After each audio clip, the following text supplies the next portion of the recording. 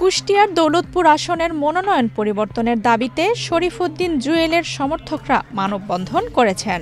১৩ November বৃহস্পতিবার বিকেলে দৌলতপুর থানার সামনে এই মানববন্ধন অনুষ্ঠিত হয়। দৌলতপুর বিএনপির প্রতিষ্ঠাতা সভাপতি আলতাফ হোসেন এবং সাবেক যুগ্ম আহ্বায়ক আবিদ হাসান মন্টি সরকারের নেতৃত্বে মানববন্ধনে দৌলতপুর উপজেলার ১৪টি ইউনিয়ন থেকে শত শত নেতাকর্মী অংশ নেন। বক্তারা অভিযোগ করে বলেন, সারা দেশে ঘোষিত বিএনপির প্রাথমিক ২৩৭টি মনোনয়নের মধ্যে দৌলতপুরে শরীফুদ্দিন জুয়েল এবং সাবেক সংসদ সদস্য রেজা আহমেদ বাচ্চু মোল্লার নাম প্রস্তাব করা হয়েছিল। কিন্তু বর্তমানে যিনি প্রাথমিকভাবে মনোনয়ন পেয়েছেন তার বিরুদ্ধে স্থানীয়ভাবে তীব্র অসন্তোষ সৃষ্টি হয়েছে। তাদের অভিযোগ, ঘোষিত প্রার্থী অতীতে 111 সরকারের ষড়যন্ত্রের সঙ্গে জড়িত ছিলেন এবং আওয়ামী লীগ সরকারের সময় টাকার বিনিময়ে ভোট কেনাবেচায় অংশ নেন। নানা অভিযোগের কারণে দৌলতপুরবাসী মনোনয়ন পরিবর্তন চায়। বর্তমান প্রার্থীকে নিয়ে জনগণের মধ্যে হতাশা ও অনাস্থা তৈরি হয়েছে, যার বহিঃপ্রকাশই মূলত এই শান্তিপূর্ণ মানববন্ধন। আপনারা জানেন, সারা বাংলাদেশে ২৩৭টা আসনে যে মনোনয়ন প্রাথমিক প্রস্তাব করা হয়েছে তার মধ্যে দৌলতপুরও মনোনয়ন প্রস্তাব করা হয়েছে। বর্তমানে যে প্রার্থীকে মনোনীত করা হয়েছে প্রাথমিকভাবে,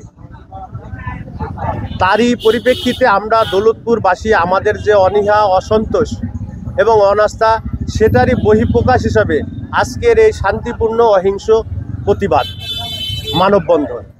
আপনারা জানেন, আমাদের দৌলতপুরে যে প্রার্থী ঘোষণা করা হয়েছে তিনি ইতিপূর্বে 111 ষড়যন্ত্রের সাথে জড়িত ছিলেন। তিনি ইতিপূর্বে আওয়ামী লীগের সাথে ভোট কেনাবেচার সাথে জড়িত ছিলেন এবং 5 তারিখের পরে এই দৌলতপুরে যত অপকর্ম হয়েছে তিনি এবং তার লোকজন সেই সকল অপকর্মের ইন্ধনদাতা এবং সেই সকল অপকর্মের সাথে জড়িত, যারই ফলশ্রুতিতে আজকে দৌলতপুরের মানুষের মাঝে মনোনয়ন ঘোষণার পরেও মানুষের আনন্দ ফুর্তি হারিয়ে গেছে।